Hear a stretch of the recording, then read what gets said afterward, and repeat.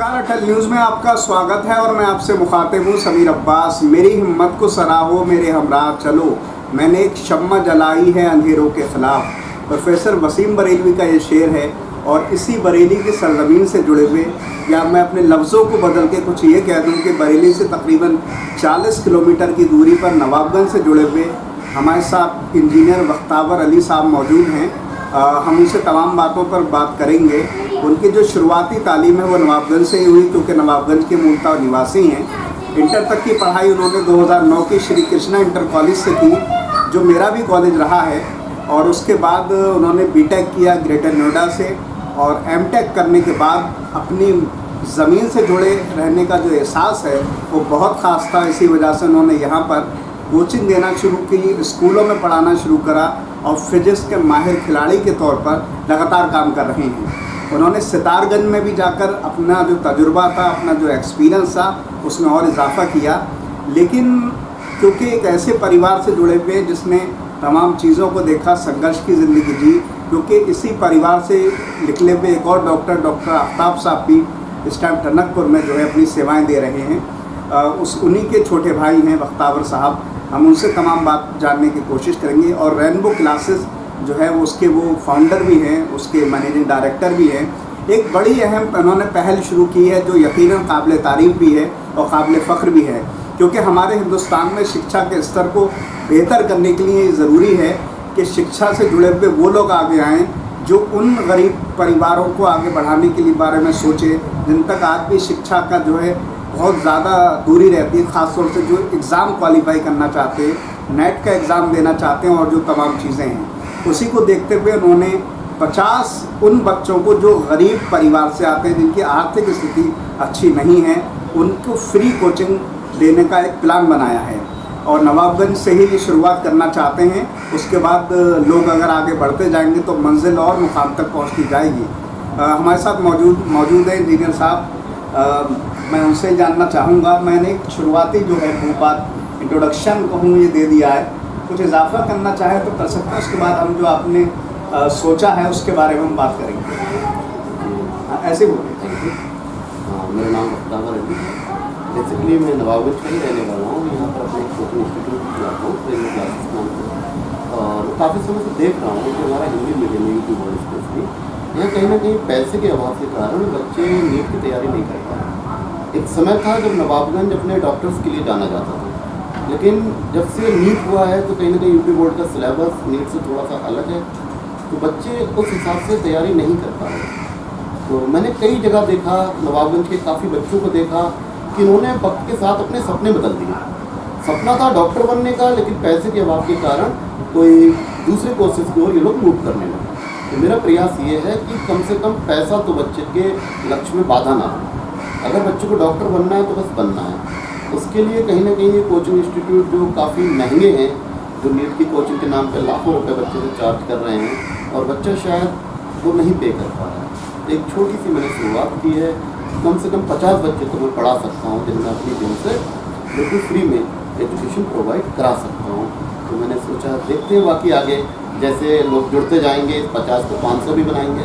नवाबगंज से निकल के आगे और जगहों पे भी ऐसी शुरुआत की जाएगी, लेकिन अभी नवाबगंज में 50 बच्चों से भी मैं शुरुआत यहाँ से करूँगा, क्योंकि आपने बीटेक किया, उसके बाद एमटेक भी किया, तो बहुत बड़ी डिग्री होती है किसी भी स्टूडेंट के लिए, और आपने उस जगह से किया जो कि टॉप के कॉलेजों में से गिना जाता है हिंदुस्तान के। उसके बावजूद भी आप शिक्षा के क्षेत्र में आगे बढ़े, आपने जॉब नहीं करी, क्या वजह मानते हो? उसके बाद हम और बातों पे आते हैं। सर कहीं ना कहीं पैसन, मैंने पैसन को फॉलो किया। हालांकि इंजीनियरिंग भी मेरा एक सपना था, लेकिन मेरा जो मेन टारगेट था इंजीनियरिंग करके टीचिंग में आना, क्योंकि ज़्यादातर हम लोगों पे जो इफेक्ट रहा था वो तस्लीम हैदर भाई का रहा था। तस्लीम हैदर साहब नवाबगंज के एक बहुत ही काबिल जाने माने टीचर हैं, जिन्होंने बीटेक करके और कोचिंग इंडस्ट्री की शुरुआत की काम किया। तो उन्हीं को फॉलो करते हुए हमारे दिमाग में यही था कि टीचिंग करना है तो कहीं ना कहीं बीटेक करके और टीचिंग में शुरुआत करना। तो बस ऐसे ही हो गया और अब मज़ा आ रहा है इसका। जी, लगभग मैं मानता हूँ करीब आपका 10 साल का पूरा सिलसिला रहा। जी, ये जो पूरा सफ़र है एमटेक के बाद, उसके बारे में थोड़ा सा बताएं, और उसके बाद हम जो आपका जो मूल इसका विषय है उस पर आते हैं। बेसिकली टीचिंग जो मैंने शुरुआत की थी वो बस इंटरेस्ट था मुझे। इवन मैं जब क्लास 12 में था तब भी क्लास 10th वाले बच्चों को मैथ्स वगैरह की ट्यूशन देता था अपनी पॉकेट मनी के लिए, समझ लीजिए। शुरू में तो ये मजबूरी में किया था, लेकिन बाद में मज़ा आने लगा। बाद में स्कूल से कुछ ऑफर मिले, मैं काफ़ी शुक्रगुजार हूँ। मैंने 3 MD के अंदर काम किया है। एक हमारे आनंद सैमसन साहब जो GSM मेरे कॉलेज के MD, काफ़ी कुछ सीखा उनसे। फिर सितारगंज में गोपाल सिंह बिष्ट जी ग्रीनवुड पब्लिक स्कूल के MD हैं, उनसे भी काफ़ी कुछ सीखा। और वर्तमान में BR जीनियस इंटरनेशनल स्कूल में अंकुर गंगवार जी के अंडर काम कर रहे हैं। तो इन लोगों ने कहीं ना कहीं इतना मोटिवेट कर रखा था और हर तरीके का सपोर्ट मेरे हर MD से मुझे मिला, तो कहीं ना कहीं टीचिंग में मज़ा आने लगा और फील्ड को छोड़ने का मन ही नहीं किया। तो बाकी देखते हैं आगे और भी बेहतर करेंगे, अभी बस शुरुआत है। और आगे जैसे जैसे वक्त बीतेगा इंशाल्लाह ये 50 को 500 भी बनाएंगे। और 50 बच्चे सिर्फ पढ़ाना नहीं है, 50 सिलेक्शन भी देना है, उसके लिए किसी भी हद तक जा सकते हैं। मैं ये जानना चाहता हूँ, तो 50 बच्चों को फ्री कोचिंग की आपने बात कही, पैमाना क्या रहेगा आपका? क्या वजह पे उनको लिया जाएगा? मतलब ऐसे 50 बच्चे आर्थिक कमजोरी की वजह से, ये किस तरह का?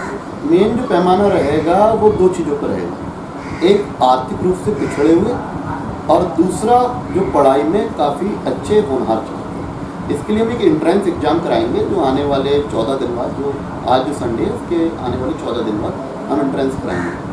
और उसके लिए एंट्रेंस में बैठने वाले बच्चों को उन्हीं को अलाउड किया जाएगा जो फैमिली से काफ़ी मतलब पिछड़े हुए हैं फाइनेंशियली, अगर हम बात करें। बाकी मेरी कोशिश ये रहेगी कि अभी ये सिर्फ हिंदी मीडियम स्टूडेंट्स के लिए शुरू किया जाएगा, क्योंकि कहीं ना कहीं हिंदी मीडियम में बहुत सारे बच्चे ऐसे हैं जो नीट की तैयारी नहीं कर रहे हैं। लेकिन अगर हमें लगे इसकी ज़रूरत कि इंग्लिश मीडियम के बच्चों को भी इसमें इंक्लूड किया जाए, क्योंकि कोविड में परेशान सभी हैं, तो आगे उस पर भी विचार किया जाएगा। लेकिन अभी यही है कि पढ़ाई में तेज हूँ और थोड़ा फाइनेंशियली अगर कमज़ोर है कोई तो उसका भी सहारा बनना है। मैं ये और आखिरी बात जानना चाहता हूँ, आखिरी के 2 सवाल रहेंगे। जो आप टीचर लाएंगे, क्योंकि नवाबगंज में भी शिक्षा का स्तर हमेशा से आला रहा है, वहाँ से टीचरों के बारे में सोचा या बाहर से? क्योंकि ये भी एक बहुत अहम विषय है कि पढ़ाने वाले किस तरह के। बेसिकली टीचर्स नवाबगंज से ही रहेंगे। ऑलरेडी मेरी एक टीम रेनबो क्लासेस करके और वर्क करती है, वहाँ से फैकल्टीज रहेंगी। बहुत सारी फैकल्टीज रेनबो क्लासेस के अलावा भी नवाबगंज से उठाई गई हैं। इसके अलावा बहुत सारे लोगों से संपर्क साधा गया है जो नवाबगंज के बाहर, जैसे हल्द्वानी, बरेली, कानपुर, इवन 1-2 टीचर्स दिल्ली के भी एग्री हुए हैं इस पहले। इसकी प्लानिंग हम करीब 1 महीने से कर रहे हैं। तो मुश्किल से मुझे नहीं लगता है कि 50 बच्चों को पढ़ाना मेरे लिए कोई बड़ा काम होगा। लगभग 12 से 13 फैकल्टी मेरे पास हैं जो पढ़ाने के लिए एग्री, और वो सब फ्री पढ़ाएंगे। और हाँ, किसी भी प्रकार का कोई भी शुल्क नहीं लिया जाएगा, ना कोई रजिस्ट्रेशन, ना कोई और, मतलब फ्री का मतलब फ्री ही होगा। बस एक आखिरी बात, अगर कोई पैगाम, कोई मैसेज देना चाहते हैं, क्योंकि एक बहुत कम उम्र है आपकी, बहुत ज़्यादा उम्र नहीं है, और एक बड़ा सपना आपने दिल में रखा है, किस तरह का कोई पैगाम अगर देना चाहते हैं जैसे? बस पैगाम यही है कि अपने सपनों को मत मारिए। जो भी मेरे प्यारे बच्चे हैं, मेरे स्टूडेंट्स हैं, उनका जो भी सपना है बस उसे फॉलो कीजिए, उसे मारिए मत। अब अगर आपके रास्ते में पैसा रोड़ा बन रहा है तो नीट में तो हम लोग हैं, इस फील्ड के हम एक्सपर्ट हैं। दूसरी फील्ड में भी मैं यही देना चाहूँगा कि अपने सपनों को मत मारिए। जो आपका सपना है उसे बेझिझक पूरा करिए, मेहनत से काम करिए, ईमानदारी से काम करिए, इंशाल्लाह सफलता मिलेगी। हमारी बहुत सारी शुभकामनाएं हैं, आप इसी तरह से बरेली का नाम रोशन करें, नवाबगंज का नाम रोशन करें, क्योंकि चाहे उम्र कोई भी हो, सपना बड़ा हो, कोशिश बड़ी हो, सोच बड़ी हो, तो वो बुलंदियों तक पहुंचती है। उसके लिए बहुत सारी मुबारकबाद। धन्यवाद। तो हमारे साथ थे इंजीनियर बख्तावर अली साहब, और जो नवाबगंज के ही रहने वाले, उन्होंने बेहद खूबसूरत लफ्ज़ों में अपनी बात कही। उन्होंने हमें ये बताया कि 50 स्टूडेंट, और वो स्टूडेंट जो कि आर्थिक तौर पर कमज़ोर हैं, उनको फ्री कोचिंग का आने वाले टाइम में जो है एक शुरुआत की जाएगी। रेनबो क्लासेस करके पिजौरिया रोड पर ही है, वहाँ पर की जाएगी, और वहाँ से जो है पढ़ के बच्चे आगे निकलेंगे। क्योंकि आर्थिक तौर पे जो बच्चे नहीं पढ़ पाते, उनके लिए शिक्षा के मायने बहुत ज़्यादा नहीं होते। उन लोगों के लिए इस तरह की जो कोशिश है, मुहिम है, वो यकीनन काबिल तारीफ़ है, और वो आगे बढ़ती जाए। क्योंकि इस तरह की मुहिम लगातार कहना चाहिए पटना में भी चलती है, सुपर 30 करके, मैं समझता हूँ उसी से काफ़ी कुछ सीखा है। और जाहिर सी बात है, अगर बरेली और नवाबगंज में इस तरह की शुरुआत होगी और कहना चाहिए नौजवान कांधों पर होगी तो यकीनन बड़ी बात होगी। हमारी बहुत सारी शुभकामनाएं हैं कि वो लगातार इस तरह के काम करते रहें। बहरहाल इन तमाम बातों के साथ मैं समीर अब्बास, कैमरामैन सरताज हुसैन के साथ, अटल न्यूज़।